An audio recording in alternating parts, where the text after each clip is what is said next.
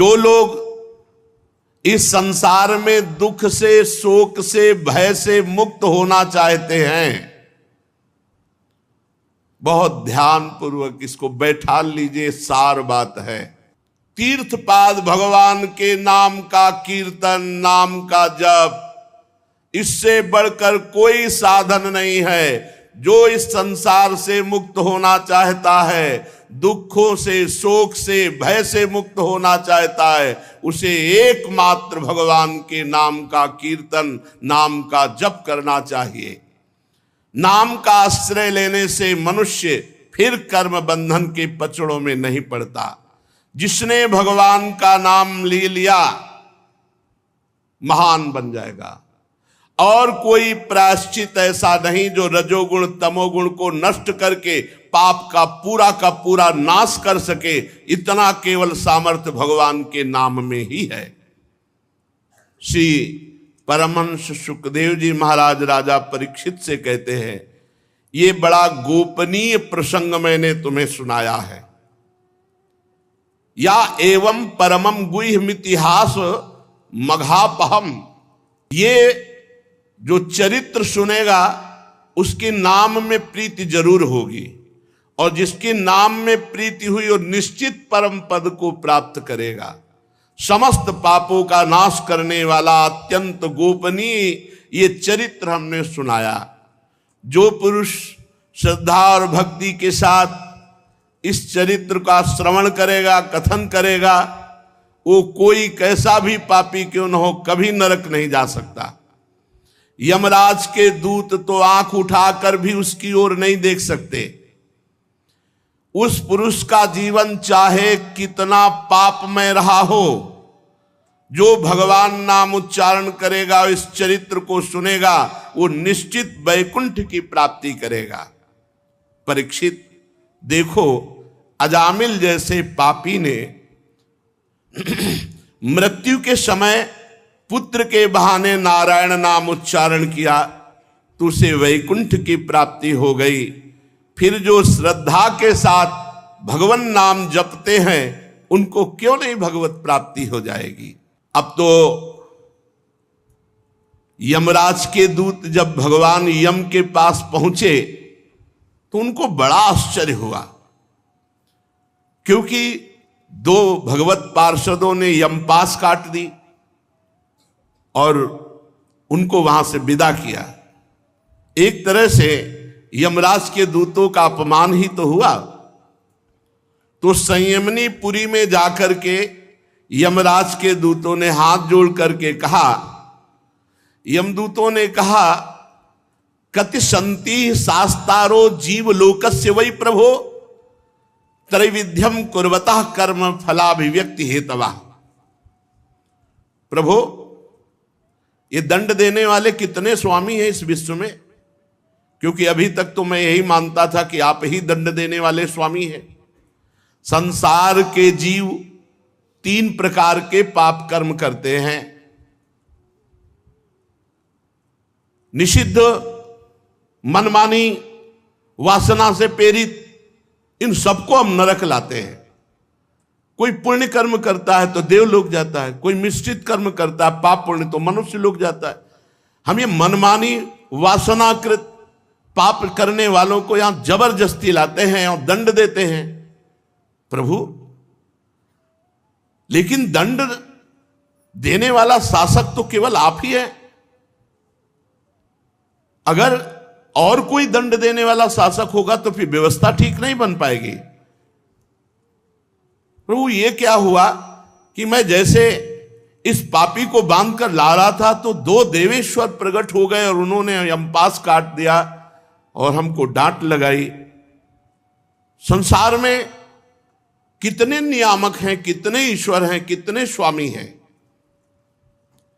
उन सिद्धों ने आपकी मर्यादा का उल्लंघन किया, यमपास काट दी। प्रभु, आपका उल्लंघन कर सके कोई ऐसा त्रिभुवन में नहीं है। मैं उस पापी को यातना गृह की ओर ले जा रहा था, उन्होंने बलपूर्वक मुझे रोक लिया। मैं ये जानना चाहता हूं कि क्या आप अधिकारी हैं या आपसे भी बढ़कर कोई अधिकारी है? यमराज से यमदूतों ने ऐसा प्रश्न किया। प्रभु बस उस पापी के मुख से नारायण निकला कि डरो मत ऐसा कहते हुए वो सिद्ध आ गए, वो कौन है? जब देव शिरोमणि प्रजाशासक दंडपाणि भगवान यमराज से यम के दूतों ने ऐसा प्रश्न किया तो यमराज ने कहा, दूतों तुम तो केवल मुझे ही अपना स्वामी मानते हो, लेकिन मेरे भी स्वामी हैं जो चराचर जगत के स्वामी हैं। ये संपूर्ण जगत सूत में वस्त्र के समान ओतप्रोत है। जैसे पूरे वस्त्र में सूत ही सूत है, ऐसे ही पूरा जगत भगवत स्वरूप ही है। उन्हीं भगवान के अंश से ब्रह्मा जगत का सृजन करते हैं, उन्हीं भगवान के अंश से विष्णु पालन करते हैं, उन्हीं भगवान के अंश से शंकर जी इसका संहार करते हैं। ये उत्पत्ति, स्थिति, प्रलय, ये तीन रूप धारण किए हुए वही भगवान हैं, ब्रह्मा, विष्णु और महेश। और हम सब उसी प्रभु के अधीन हैं। मेरे प्यारे दूतों, वो जगदीश्वर भगवान श्री हरि सबको ऐसे अधीन रखते हैं जैसे किसान नाथ से बांधकर बैल को अधीन रखता है। ऐसे संपूर्ण ब्रह्मांड, संपूर्ण जगत को अपने अधीन भगवान श्री हरि की है। हम सब भयभीत रहते हैं उन्हीं प्रभु से कि कहीं कोई त्रुटि ना हो जाए, कहीं कोई अपराध न बन जाए। दूतों, मैं यमराज, देवराज इंद्र, निरिति, वरुण, चंद्रमा, अग्नि, शंकर, वायु, सूर्य, ब्रह्मा, 12 आदित्य, विश्व देवता, 8 वसु, साध्य, 49 मरुत, सिद्धजन, 11 रुद्र, रजोगुण तमोगुण रहित भृगु आदि महर्षि, बड़े बड़े देवता, ये सब उन्हीं भगवान के अधीन है। और कोई ये नहीं जान सकता कि भगवान कब क्या करना चाहते हैं। मेहंदी के रेसे रेसे में लालिमा है, लेकिन आप चीर कर देख लो कहीं लाली दिखाई दे। प्रक्रिया है, प्रक्रिया करोगे तो हाथ में रखकर 30-40 मिनट बाद धो के देखो, लाल हो जाएगा। ऐसे ही परमात्मा सर्वत्र विराजमान है। साधन करो, भगवत चिंतन करो, असाधनों का त्याग करो, अभी देखो आपको अनुभव में आने लगेंगे प्रभु हृदय में ही विराजमान। सबके हृदय में भगवान साक्षी रूप से विराजमान है। कोई भी प्राणी इंद्री, मन, प्राण, हृदय या वाणी आदि के द्वारा उनको नहीं जान सकता। उनका चिंतन करे और कृपा करे तो उनको जान सकता है। प्रभु सबके स्वामी हैं, परम स्वतंत्र हैं और सब में विराजमान हैं। बिना उनकी कृपा से उनको कोई नहीं जान सकता। वही जान सकता है जिसे भगवान कृपा करके जना दे। यमदूतों, उन्हीं मायापति पुरुषोत्तम भगवान श्री हरि के दूत परम मनोहर रूप गुण संपन्न, स्वभाव संपन्न, महामहिमा में विचरण करते रहते हैं। अगर कोई भी भगवान नाम जापक है और उसको कोई कष्ट देना चाहे तो भगवान के पार्षद गुप्त रूप से विचरण करते रहते, तत्काल उनकी रक्षा करते हैं। अलौकिक पार्षदों का दर्शन बड़ा दुर्लभ है। वे भगवान के भक्त जनों को उनके शत्रुओं से, मुझ यमराज से, अग्नि आदि भारी भारी विपत्तियों से सुरक्षित रखते हैं। भगवान के पार्षद स्वयं भगवान ने धर्म की मर्यादा का निर्माण किया है। ना तो कोई ऋषि जानते हैं, ना कोई देवता, ना सिद्धगण, पूर्ण तो भगवान ही जानते हैं। ऐसी स्थिति में कोई मनुष्य, विद्याधर, चारण, असुर आदि भगवान को कैसे जान सकते हैं? भगवान के द्वारा स्थापित सूक्ष्म धर्म को कैसे जान सकते हैं? भगवान के द्वारा जो भागवत परम धर्म है वो अत्यंत शुद्ध और गोपनीय है। वो वही जान पाता है जिसे भगवान जनाते हैं। जो जान लेता है वो भगवान का स्वरूप हो जाता है। जानत तुम्हें तुम्हें हो जाई। वो साक्षात भगवत स्वरूप हो जाता है। हम 12 व्यक्ति हैं जो भागवत धर्म का रहस्य जानते हैं। ब्रह्मा जी, देव ऋषि नारद, देव भगवान शंकर, सनत कुमार, कपिल देव जी, स्वयंभू मनु, प्रहलाद, जनक, भीष्म पितामह, महाभागवत बलि, सुखदेव जी और मैं धर्मराज। ये 12 हैं जो भगवान की महामहिमा महाभागवत धर्म को जानते हैं। इस जगत में जीवों के लिए बस सबसे बड़ा कर्तव्य है, परम धर्म है कि भगवान के नाम जप और नाम कीर्तन में रुचि हो जाए। ये जीवन का लाभ है। नाम जप नाम कीर्तन आदि उपायों के द्वारा भगवान के चरणों के भावमयी भक्ति को प्राप्त कर ले। प्रिय दूतों, भगवान के नाम की महिमा तुमने देखी। अजामिल जैसा पापी एक बार मरते समय अपने पुत्र के बहाने नारायण नाम उच्चारण किया तो भगवान के पार्षद आ गए और मृत्यु पाश को काट दिया।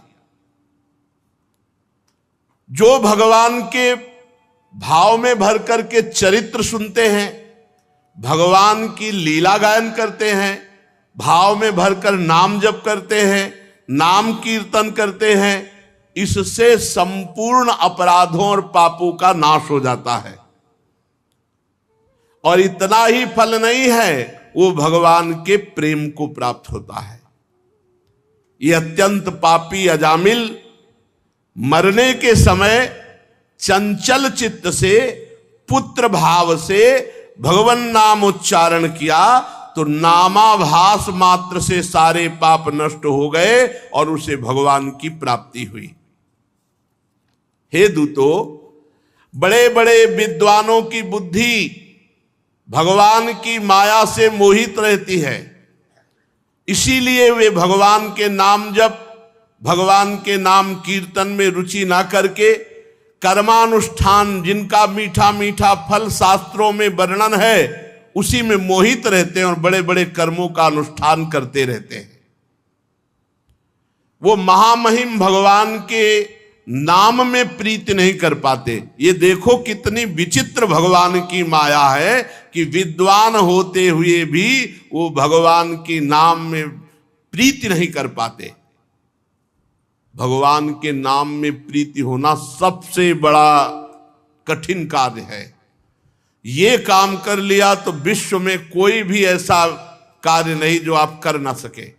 काम क्रोध लोभ मोह मद मत्सर सब पर विजय नाम जापक ही कर पाता है। जितना नाम जप करोगे उतने बलवान होते जाओगे आंतरिक। जिसके मुख से भगवान का नाम निकला ते में न दंड मरहंत्यथ यद्यद मीशाम स्यात् पातकम तदपि हन्युरिगायवादा। बड़ी ऊंची बात कह रहे धर्मराज जी। जिसके मुख से भगवान का नाम निकला वो मेरे दंड का पात्र नहीं रहता, चाहे जितना पाप किया हो। मुख से नाम निकल गया, अब वो मेरे दंड का पात्र नहीं रहा। पहली बात तो जो नाम जप करते हैं उनसे पाप होता नहीं है, पर यदि कहीं कदाचित संगवश संयोगवश कोई पाप बन जाए तो जो भगवान का नाम जप करते हैं, नाम कीर्तन करते हैं, उसी से सारे पाप नष्ट हो जाते हैं। जो समदर्शी भगवान को ही अपना साध्य और साधन समझकर भगवान के भरोसे हैं, एक एक शब्द बड़ा गूढ़ है। जो भक्त भगवान को ही अपना साधन मानते हैं और भगवान को ही साध्य मानते हैं और भगवान पर निर्भर है, भगवान के प्रपन्न है, शरणागत है, तो बड़े बड़े देवता बड़े बड़े सिद्ध उनको नमस्कार करते हैं, उन नाम जापक संतों को नमस्कार बड़े बड़े देवता करते हैं। ते देव सिद्ध परिगीत पवित्र गाथा, ये साधव समुद्रसो भगवत प्रपन्ना, तान्नोपसीदत हरेर्गदयाभिगुप्तान, नैषाम वयम न च वयः प्रभवाम दंडे। आहा, मेरे दूतों, जो भगवान का नाम जप करते हैं, भगवान को ही अपना साधन और साध्य मानते हैं, भगवान की शरण में है, तो बड़े बड़े सिद्ध देवता, बड़े बड़े सिद्ध ऋषि मुनि उसके यश का गान करते हैं, उसको नमस्कार करते हैं। और भगवान गदा पाणी की, कौमोद की गदा गुप्त रूप से उन भक्तों की रक्षा में रहती है। अये यमदूतो, तुम लोग कभी भूलकर मत फटकना, किसी की सामर्थ्य नहीं, ना मेरी ना और किसी की, कि नाम जापक भक्त को दंड दे सके, इतनी सामर्थ्य तो काल में भी नहीं है। मेरी क्या, नैषाम वयम न च वयः प्रभवाम दंडे, किसी का प्रभाव, किसी की सामर्थ्य नहीं कि नाम जापक को दंड दे सके। जिनकी जीव कभी भगवान के गुणगान नहीं करती, भगवान का नाम उच्चारण नहीं करती, ऐसों को लाना। जिभ्या न वक्ति भगवत गुण नाम ध्येयम, चेतश्च न स्मरत तच्चरणारविंदम। जो चित्त से कभी भगवान का चिंतन नहीं किए, वाणी से कभी भगवान का नाम कीर्तन नहीं किया, वाणी से कभी भगवान के गुणगान नहीं किए, ऐसों को मेरे पास लाना। जिनका सिर कभी भगवान के भक्त संत महात्मा और भगवान के श्री विग्रह के सामने नहीं झुकता, ऐसे भगवत विमुख पापियों को मेरे पास लाना। आज मेरे दूतों ने भगवान के पार्षदों का अपराध किया, तो मानो भगवान का तिरस्कार हुआ, और सेवक का अपराध स्वामी का अपराध माना जाता है। इसलिए हम अपने को अपराधी मानकर भगवान नारायण और भगवान नारायण के पार्षदों से क्षमा मांगते हैं, उनको प्रणाम करते हैं। हम अज्ञानी हैं, ये धर्मराज जी के, क्योंकि हमारे जनों ने अपराध किया भगवान का, भगवान के पार्षदों का अपराध किया। तो मैं सर पर अंजलि बांध करके बड़ी उत्सुकता के साथ प्रभु को प्रणाम करता हूं कि प्रभु करुणा करे और हमारे अपराध को क्षमा करे। महामहान्वित भगवान के लिए योग्य है कि वे मुझ दास के अपराध को क्षमा करे। सर्वांतर्यामी एक रस अनंत प्रभु को मैं बार बार नमस्कार करता हूं। सुखदेव जी कहते हैं, परीक्षित, इसलिए तुम ऐसा समझ लो कि बड़े से बड़े पापों का सर्वोत्तम अंतिम पाप वासनाओं का निर्मूल करने वाला प्रायश्चित है केवल भगवान का नाम। जितना भगवान नाम कीर्तन, भगवत गुण लीला गायन श्रवण, इससे बढ़कर कोई भी साधन नहीं पाप के नष्ट करने का और भगवत प्राप्ति का, भगवत प्रेम प्राप्ति का। जो लोग बार बार भगवान के उदार गुण, कृपापूर्ण चरित्रों का गायन करते हैं और खूब ध्यान मन लगाकर कथा सुनते हैं, नाम कीर्तन करते हैं, उनकी जैसी आत्मशुद्धि होती है, वैसी किसी बड़े बड़े व्रतों का अनुष्ठान, बड़े बड़े तीर्थयाटन, बड़े बड़े संयम नियम करने वालों की भी वैसी शुद्धि नहीं होती। बड़े बड़े व्रतों का अनुष्ठान करने से जो लाभ नहीं मिलता, बड़े बड़े तीर्थयाटन करने से जो लाभ नहीं मिलता, वो श्रवणताम गृणताम, जो भगवान नाम सुनते हैं, भगवान नाम कीर्तन करते हैं, उनको जैसी शुद्धि होती है वैसी किसी अन्य साधन से नहीं।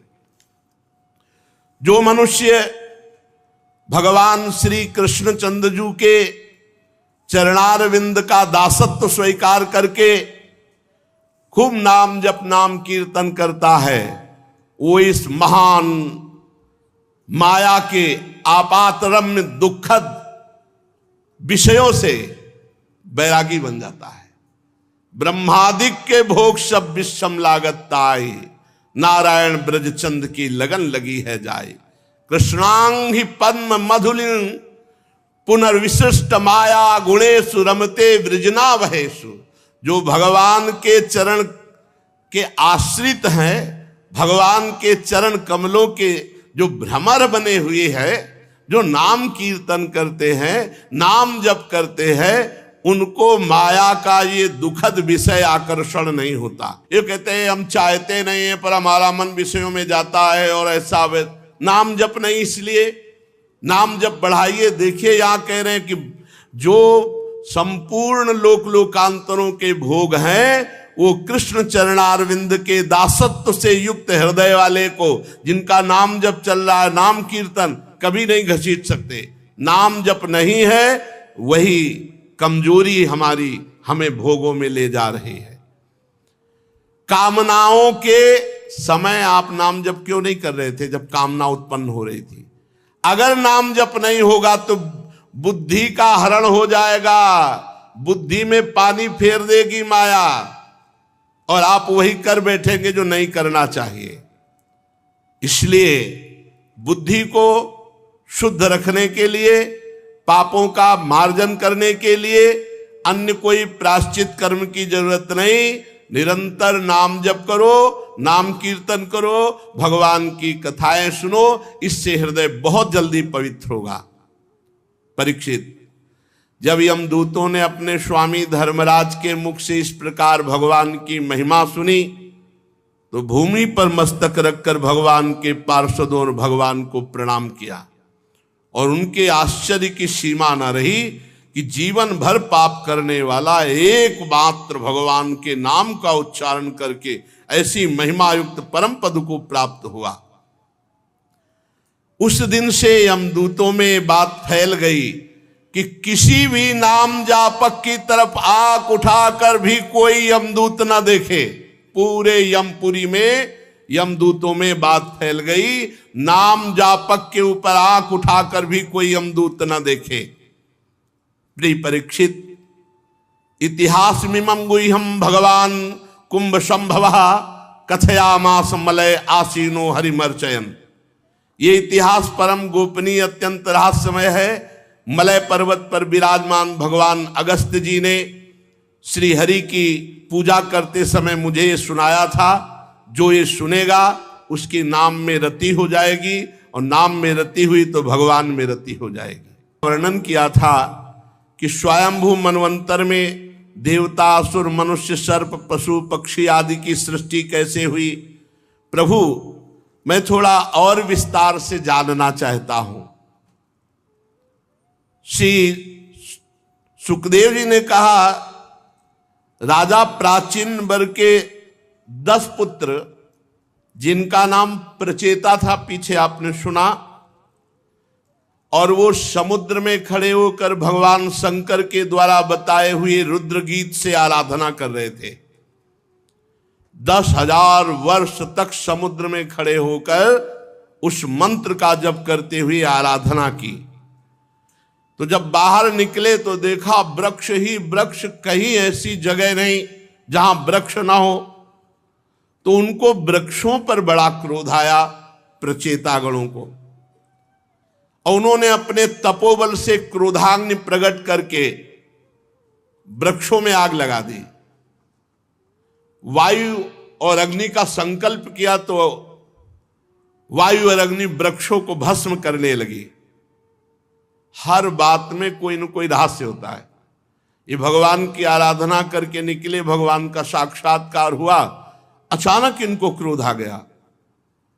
इसमें भी भगवान की इच्छा है। उर्पेरक रघुवंश विभूषण, प्रचेताओं के संकल्प से वायु और अग्नि का जे भी संकल्प किया, संपूर्ण वृक्षों में आग लग गई। तो वृक्षों के राजाधिराज हैं चंद्रमा। तत्काल चंद्रमा वृक्षों से कहा कि जो हमारे द्वारा पालन की हुई कन्या है वो इनको प्रदान कर दो, इनका क्रोध शांत हो जाएगा। चराचर जगत का पालन पोषण भगवान चंद्रमा से होता है। ये अमृतमय है। ये संपूर्ण प्राणियों के लिए जिसका जो आहार है इन्हीं की किरणों से पुष्ट होता है। जैसे मनुष्यों का धान, गेहूं, अन्न आदि, ऐसे घास, तृणादि, ऐसे फल, पुष्प आदि, ये सब भगवान चंद्रदेव से पुष्ट होता है। प्रचेताओं से कहा कि आप लोग क्रोध न करें, आप वृक्षों पर क्रोध न करें। देखो, ये वृक्ष बहुत ही आवश्यक है, संपूर्ण जीवों के लिए बहुत आवश्यक है। वृक्षों का बहुत बड़ा योगदान है। अब वृक्षों की जैसी हानि हो रही उससे बहुत हानि हो जाएगी। वृक्ष जीवन है। हमें लगता है कि जैसे गृहस्थ को एक संतान अनिवार्य है, ऐसे हर एक पुरुष को एक वृक्ष अपने जीवन में तो लगाना ही चाहिए। एक वृक्ष अपने हाथ से जरूर इस भूमि पर रोपण करना चाहिए। एक पीपल वृक्ष भूमि पर आरोपित कर दो, पुत्र की तरह तुम्हारा कल्याण करेगा, तुम्हारा मंगल करेगा। एक वृक्ष तो जरूर लगाना चाहिए। यदि जमीन हो और सामर्थ्य हो तो एक वृक्ष लगाना चाहिए। और काटने पर बहुत विचार करना चाहिए। वृक्ष काटना नहीं चाहिए, विचार करो, जहां तक बच जाए बचाओ। ये प्रकृति में बहुत सुख प्रदान करने वाले हैं, बहुत सुख प्रदान करने वाले हैं। इनसे हमारे को बहुत सुख मिलता है। ये हमारी प्रजा की रक्षा करते हैं वृक्ष। ये अपने पास से कभी किसी को खाली नहीं जाने देते। नहीं, ये तो छाया ही सही, दर्शन सुख सही, और ऑक्सीजन तो देते ही हैं, और फल, पुष्प, पत्र ये सब देते हैं। प्रचेताओं, समस्त प्राणियों के हृदय में सर्वशक्तिमान भगवान विराजमान है। तुम अपने हृदय में उन भगवान का चिंतन करके उनको प्रसन्न करो और क्रोध शांत करो। प्रचेताओं को वृक्षों ने वो कन्या प्रदान की कि आप 10 पत्नी के रूप में स्वीकार करें। 10 प्रचेता और 1 कन्या। उन्होंने प्रचेताओं ने धर्मानुसार पाणी ग्रहण किया। मारिशा नाम था उसका। उन्हीं प्रचेताओं से और मारिशा से दक्ष की उत्पत्ति हुई। ये महामहिम प्रजापति है। और दक्ष ने विशेष प्रजा की सृष्टि की। इनका अपनी पुत्रियों पर बड़ा प्रेम था। प्रजापति दक्ष ने जल, थल, आकाश में रहने वाले देवता, असुर, मनुष्य, ये सब प्रकट किए संकल्प से। दक्ष प्रजापति ने जब उन्होंने देखा कि संकल्प करने पर सृष्टि नहीं बढ़ रही, तब विंध्याचल के निकटवर्ती पर्वत पे जाके घोर तपस्या की। और वहां अत्यंत श्रेष्ठ तीर्थ है, उसका नाम है अघमर्षण।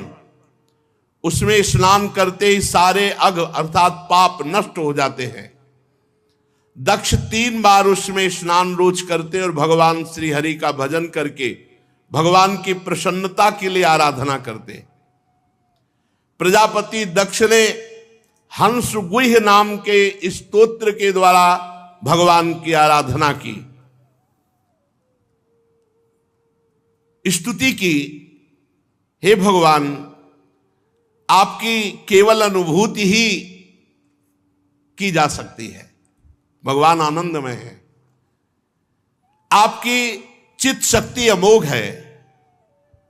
आप जीव और प्रकृति दोनों से परे हैं और दोनों के नियंता हैं और दोनों को स्फूर्ति प्रदान करते हैं। किसी भी प्रमाण की आप तक पहुंच नहीं है। आप किसी की अवधि नहीं है। आपकी कोई सीमा नहीं है। आप स्वयं प्रकाश है। आप परमात्मा हैं। आपको नमस्कार है। जीव सर्वशक्तिमान प्रभु को अपना मित्र नहीं मान रहा, नहीं जान रहा, और प्रभु मान रहे। ये रूप रस गंध आदि भोगों में मत वाला ना अपने निवास को जानता है, ना अपने प्यारे को जानता है। महेश्वर, मैं आपको नमस्कार करता हूं। देह अर्थात शरीर, प्राण, पंच प्राण, इंद्रियां, अंतःकरण की वृत्तियां, पंचमहाभूत, तन्मात्राएं, ये सब मायाकृत हैं, ये सब जड़ हैं और इसी को इस जीव ने मैं मान लिया है। इसी से ना वो प्रभु को जानता है, ना अपने आप को जानता है, ना अपने निवास स्थान को जानता है। प्रभु पर आप सबके ज्ञाता हैं, आप अनंत है, इसलिए मैं तो केवल आपकी स्तुति ही करता हूं। जगत में जितनी भिन्नता दिखाई पड़ती है वो सत्य नहीं है, ये बात समझ लीजिए। ये बात समझ गए तो जीत गए माया को। विद्वान, मूर्ख, उत्तम, अधम, महात्मा, दुरात्मा, ये माया की भिन्नता है। तत्व सब में एक ही परमात्मा विराज। जो तत्व को देखता है वो जीवन मुक्त होता है और जो बाहरी क्रियाओं को देखता है वो फंस जाता है। जितनी भिन्नताएं हैं सब माया की हैं और जो इन भिन्नताओं का निषेध कर दे तो जो बचता है वो आप परमात्मा हैं। सारे नाम, सारे रूप, चराचर जगत केवल आप बने हुए हैं। यह बात कैसे समझ में आ रही?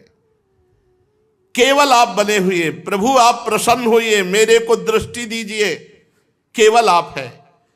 जो कुछ वाणी से कहा जाता है, जो कुछ मन से सोचा जाता है, जो कुछ बुद्धि से निश्चय किया जाता है, जो कुछ इंद्रियों से ग्रहण किया जाता है, वो सब माया ही है। माया में गो गोचर जहां लगो मन जाई, सो सब माया जानो भाई। इससे आपके स्वरूप को नहीं जाना जा सकता।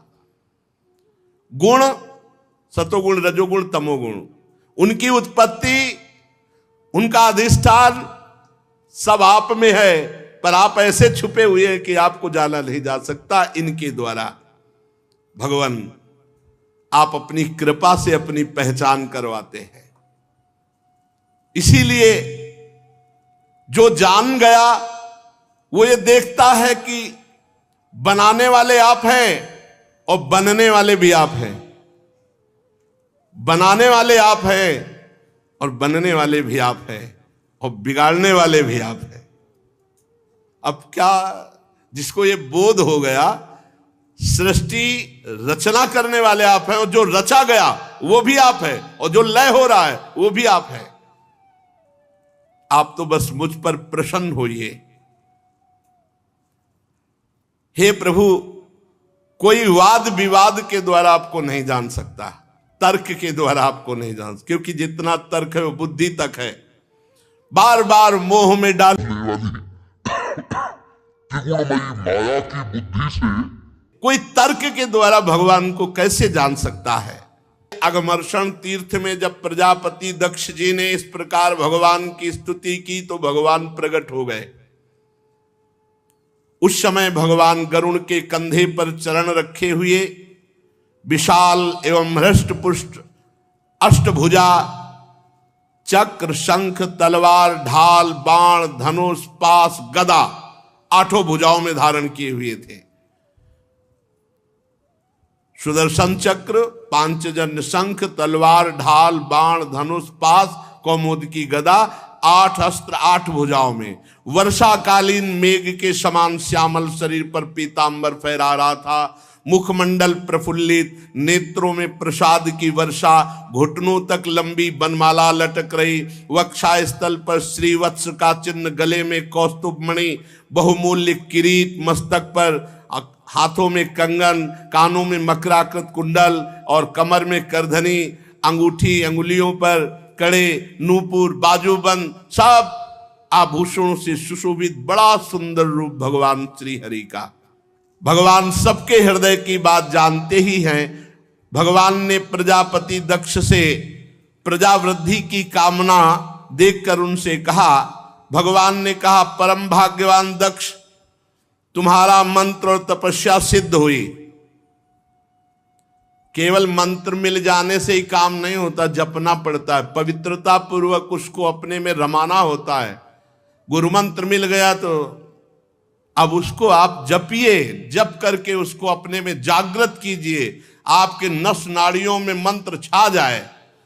भगवान क्या करे, तुम्हारा मंत्र, तुम्हारी तपस्या सिद्ध हुई, मुझ पर तुम्हारी बहुत बड़ी श्रद्धा है, देखो तुम्हारा हृदय मेरे प्रेम के भाव से भरकर आंखों से अश्रु प्रवाह, और तुम्हारा लक्ष्य था कि प्रजा की वृद्धि हो, सृष्टि बढ़े, इसलिए तपस्या की। मैं तुम पर बहुत प्रसन्न हूं। मेरा प्रसन्न होना ही समस्त प्राणियों का परम मंगल है। चाहे समृद्धि, चाहे जो चाहे वो सब प्राप्त हो जाता है मेरे प्रसन्न होने पर। ब्रह्मा, भगवान शंकर, तुम्हारे जैसे प्रजापति, स्वयंभू, मनु, इंद्रादि देवेश्वर, ये सब मेरे अंश हैं, मेरी विभूतियां हैं। तपस्या मेरा हृदय, विद्या शरीर है, कर्म आकृति है, यज्ञ अंग है, धर्म मन है, और देवता प्राण है। जब ये सृष्टि नहीं थी तब केवल मैं था। ये बहुत जोर की बात है, बहुत धैर्य से सुनना चाहिए।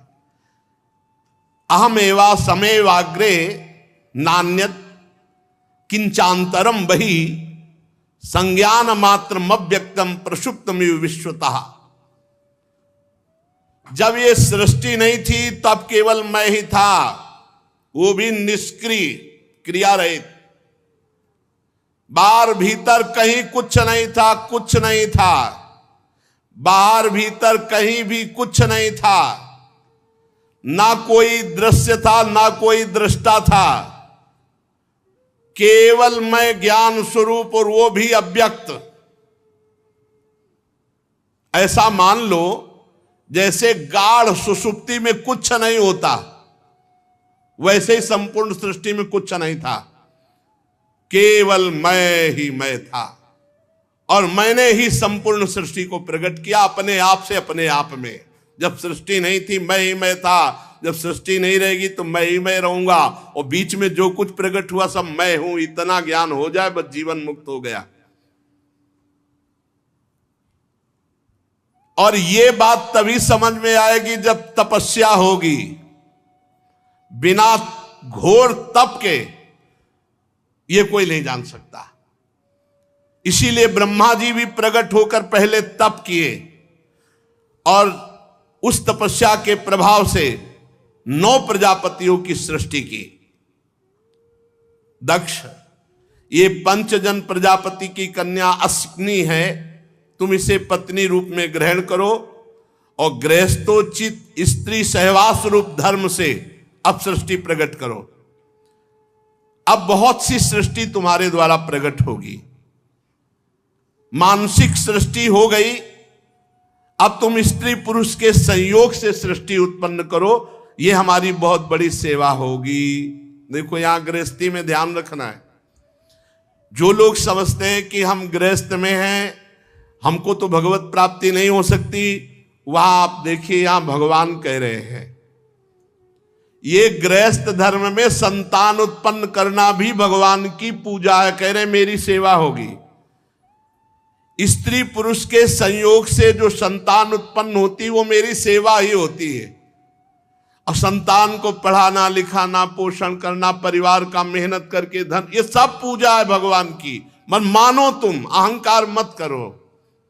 नाथ सकल संपदा तुम्हारी, मैं सेवक समेत सुत नारी। बढ़िया भगवत प्राप्ति हो जाएगी। नाम जप करो और धर्म पूर्वक आचरण करो।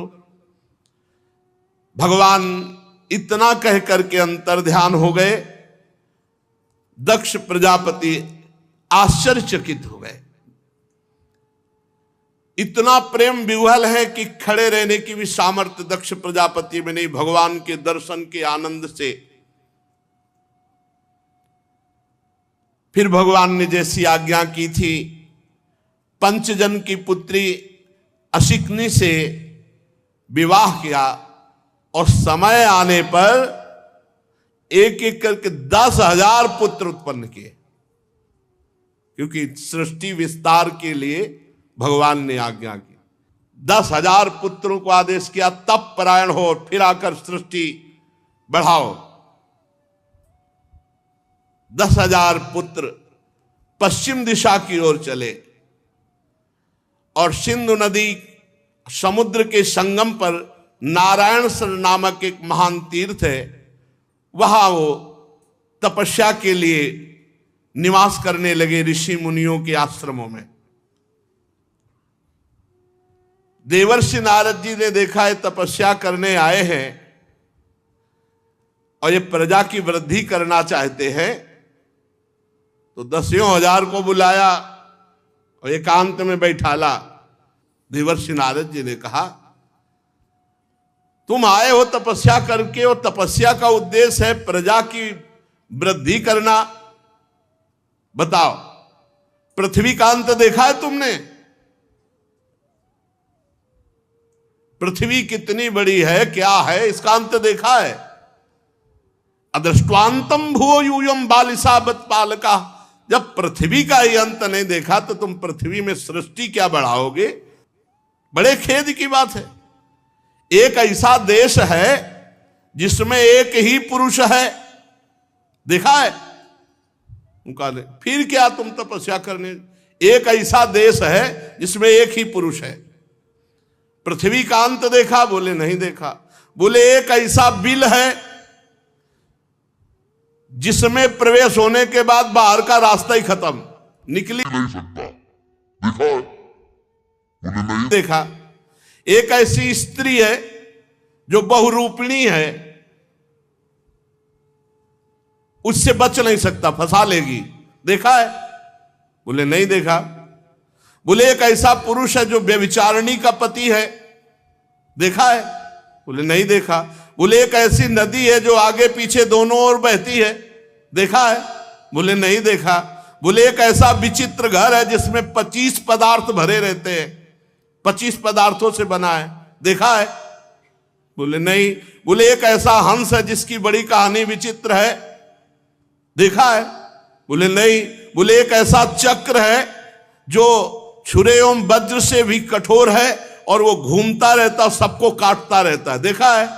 बोले नहीं। तो बोले मूर्ख हो, फिर क्या देखा है तुमने, क्या समझा है तुमने? तुम्हारे पिता तुम्हें जो आदेश किए हैं उसके अनुसार सृष्टि तभी कर सकोगे जब हमारे प्रश्नों को समझ पाओगे। परीक्षित हर्यश्व जन्म से बड़े बुद्धिमान थे। देवर्षि नारद जी को गुरु बनाया और उनके गूढ़ वचनों पर सब विचार करने लगे। उन्होंने विचार करके खोज पाया कि ये लिंग शरीर है जिसे जीव अपना स्वरूप मान बैठा और ये आत्मा का अनादि बंधन है और इसका विनाश देखता नहीं कोई, शरीर में राग करके बैठता है। अगर विनाश देखे कि इसका नाश हो जाएगा तो भजन में लग के भगवान को प्राप्त कर ले। इसलिए पृथ्वी का अंत नहीं देखा, अर्थात इस शरीर को मैं मान करके इसका अंत नहीं जो देखता, विनाश भाव इस पे नहीं लाता, वो भजन में रुचि नहीं कर पाता और भजन में रुचि किए बिना जीवन व्यर्थ है।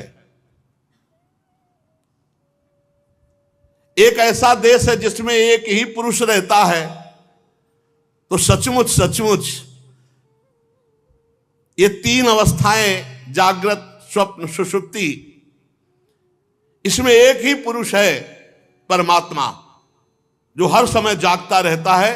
न वो सुषुप्ति, न उसमें स्वप्न, न वो जागरण, वो हर समय दिव्य में जागता रहता है। सबका आश्रय है परंतु उसे कोई नहीं जानता है। वही भगवान है जो प्रकृति से अतीत नित्य मुक्त परमात्मा को देखे बिना अन्य कार्यों में अपना जीवन अर्पित कर देता है। उसका जीवन व्यर्थ है, व्यर्थ जीवन है। और एक बिल ऐसा है जिसमें घुसने के बाद कोई आज तक वापस नहीं आता, वो है माया। इस माया रूपी बिल में एक बार जो घुसा तो नए नए देश, जैसे नीचे पाताल तल वितल सुतल लोक है, नए नए खेल माया के, नए नए आकर्षण माया के, निकल ही नहीं पाया, लौट ही नहीं पाया अभी तक। जैसे कोई पाताल में प्रवेश कर पावे तो लौट नहीं पाता, ऐसे जीव इस संसार रूपी बिल में एक बार प्रवेश किया, वापस नहीं लौट पाया। ऐसा ये माया ठगनी का रचा हुआ संसार है, एक बार जो प्रवेश किया वापस नहीं लौट पाया, वापस नहीं लौटा।